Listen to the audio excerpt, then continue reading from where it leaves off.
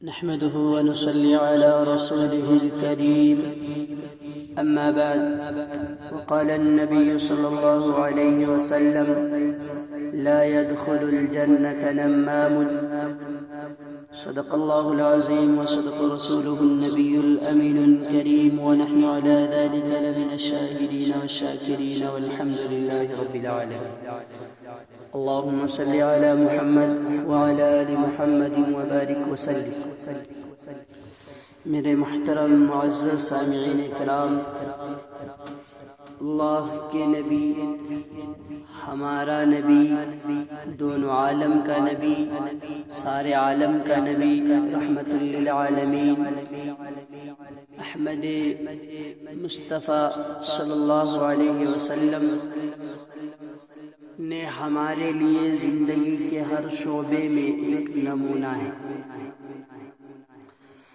اور ہمیں ایک دوسرے کے ساتھ کس طرح زندگی گزارنی ہے، آپس میں کس طرح رویہ رکھنا ہے، ایک دوسرے کے اوپر کس طرح خیالات کا اظہار کرنا ہے، ایک دوسرے کی عزت کا ہمیں کس طرح خیال کرنا ہے، ایک دوسرے کی محبت کا ہمیں کس طرح خیال کرنا ہے، یہ سب کے سب اللہ کے نبی صلی اللہ علیہ وسلم کی زندگی میں ہمارے لیے ایک نمونہ چھوڑ کر کے چلے گئے، تو اس سے ہمیں سبق حاصل کرنا چاہیے. آج ہم بات کر رہے ہیں چغلی کے اوپر. چغلی ایک ایسا جرم ہے کہ اللہ کے نبی صلی اللہ علیہ وسلم نے فرمایا کہ لا يدخل الجنت نمام، کہ چغل خور جنت میں نہیں جائے. چغلی کہتے اسے ہیں کہ ہماری بات کو ہمیں لڑانے کے لیے دوسروں تک کوئی ہمارا بات پہنچائے، یا کسی کی بات کو کسی سے لڑانے کے لیے ہم کسی کی بات کو کسی کے پاس جا کر کے شیئر کر دیں یا سنا جائے، فلانے نے ایسا کہا، فلانے نے ویسے کہا، ایک میں 20 میں 40 ملا کر کے وہاں جا کر کے پہنچا دیا اور دونوں لے. اللہ کے نبی صلی اللہ علیہ وسلم نے فرمایا کہ تم میں سے سب سے زیادہ ناپسندیدہ لوگ مجھے وہ ہے کہ جو ایک دوسرے کو لڑائے، ایک دوست کو دوسرے دوست سے جدا کرے، ایک میاں کو ایک بیوی سے جدا کرے، ایک بھائی کو دوسرے بھائی سے جدا کرے. تو یہ ایسی گندی عادت ہے، اس سے ہمیں بچنا چاہیے. اگر ہمارے پاس کوئی کسی کی برائی کرے، غیبت کرے، چغل خوری کرے، تو ہمیں اس کی چغل خوری نہیں سننی چاہیے، پہلے ہمیں اس کی تحقیق کر لینی چاہیے کہ ہاں یہ بات ہے بھی کہ نہیں ہے. ایک واقعہ لکھا ہے حضرت مولانا مفتی سلمان منصور پوری صاحب، اللہ سے شرم کیجیے، ان کی ایک کتاب ہے، اس میں ایک واقعہ ہے. انہوں نے لکھا ہے کہ امام غزالی رحمۃ اللہ علیہ نے یہ واقعہ نقل کیا ہے کہ ایک غلام خریدنے کے لیے ایک آدمی ایک بازار میں گیا.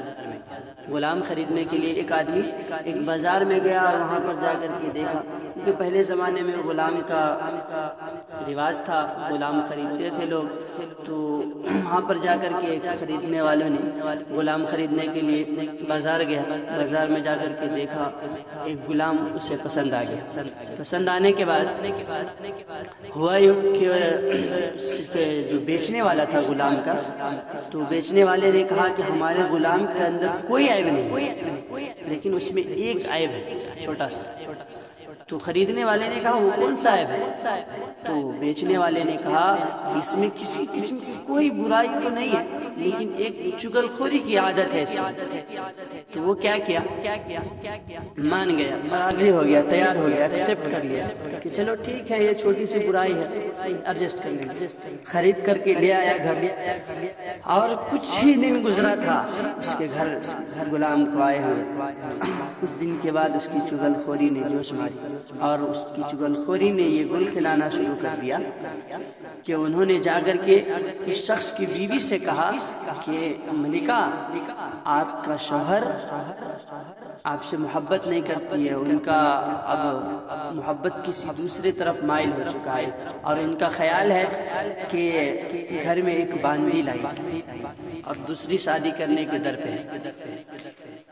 تو اگر اس سے بچنا چاہتی ہو تو تم جب تمہارا شوہر رات میں سونے کے لیے آئے تو تم استورے سے اس کے کچھ بال کاٹ کر کے میرے پاس لے کر کے آنا، اور میں اس میں عمل سحر کر دوں گا تاکہ پھر تمہاری دونوں کی محبت باقی رہے۔ تو بیوی تھی، عورت کو تو ہرگز یہ گوارا نہیں کہ اس کا شوہر کسی دوسرے لڑکی کو دیکھے یا کسی دوسرے عورت کے اوپر نظر جمائے، تو وہ تیار ہو گئی۔ اس کے بعد وہاں سے آ کر کے یہ اپنے آقا کے پاس آئے۔ آقا کے پاس آ کر کے کیا کہتا ہے کہ آپ کی بیوی کی نیت ٹھیک نہیں ہے، وہ دوسرے تیسرے سے کے در پہ ہے، اور وہ آپ کا کام تمام کرنے والی ہے، وہ کہیں اور پھنسی ہوئی ہے کسی دوسرے لڑکے سے، اور وہ آپ کا کام تمام کرنے والی ہے۔ جب آپ رات میں آئیں گے آپ کے استورے سے آپ ان کو کاٹ دیا جائے۔ تو غلام کی بات سن کر کے آقا سوچا ٹھیک ہے رات ہوگا تو دیکھا جائے گا۔ رات ہوئی تو وہ گیا کمرے کے اندر دیکھا تو بیوی استورا لے کے آ رہی ہے۔ اب اسے یقین ہو گیا کہ ہاں یہ غلام جو بولا تھا یہ بات صحیح ہے، تو میرا کام تمام کرنے والا ہے۔ تو یہ اٹھا، بیوی کچھ کہہ دی، اس سے پہلے اسی استورے سے بیوی کو مار گرا دیا، بیوی کے کام کو تمام کر دیا۔ اس کے بعد جب اس واقعے کا علم اس کے سسرال والوں کو ہوا تو لڑکی کے ماں باپ نے اس آقا کو، اس لڑکے کو قتل کر دیا۔ اس سے ایک اچھا خاصا خاندان لڑ کر کے آپس میں تباہ و برباد ہو گیا، تہس نہس ہو گیا۔ تو اس واقعے سے ہمیں سبق لینی چاہیے اور کسی کی چغل خوری نہیں کرنی چاہیے۔ علماء کرام فرماتے ہیں کہ ہم کسی کا فائدہ نہیں کر سکتے تو کسی کا نقصان بھی نہ کر سکتے۔ اگر ہم کسی کھڑا نہیں کر سکتے تو ہم کسی کو گرائے بھی نہیں، اگر ہم کسی کو کپڑا پہنا نہیں سکتے تو ہم کسی کو ننگا بھی نہیں۔ اور ہمیں ایک دوسرے کی عزت کے بارے میں سوچنا چاہیے، ہم انسان ہیں، انسانیت کے ناطے ہمیں ایک دوسرے کا خیال رکھنا چاہیے، اور یہ گندگی سے ہمیں حق و صاف رہنا چاہیے۔ زبان کی حفاظت کرنی چاہیے، اس میں سے یہ بھی زبان کا حق ہے کہ ہم چغل خوری جیسے گندگی میں زبان کو ملوث ہونے سے روکنا چاہیے۔ اس لیے ہمیں ایسی گناہ سے جس سے یہ کبیرہ گناہوں میں سے ایسے گناہ بغیر توبہ کے معاف نہیں ہے۔ ہمارا توبہ کرے، اگر زندگی کے اندر کہیں بھی کسی بھی وقت کہیں پر اگر ہم سے چغلی ہو گئی ہو، ہم اللہ کی ذات سے توبہ کرے اور رجوع کر لے، اور ہم ایک دوسرے سے دشمنی، جدائی، ایک دوسرے کے اندر تفرقہ ڈالنے کی کوشش نہ کریں۔ اس سے ہمارا بھی گھر خراب ہوگا اور آپ کا بھی، ہم جس کی چغل خوری کریں گے اس کا بھی گھر خراب۔ اس ایسے نحوست والی گناہوں سے ہمیں بچنی چاہیے۔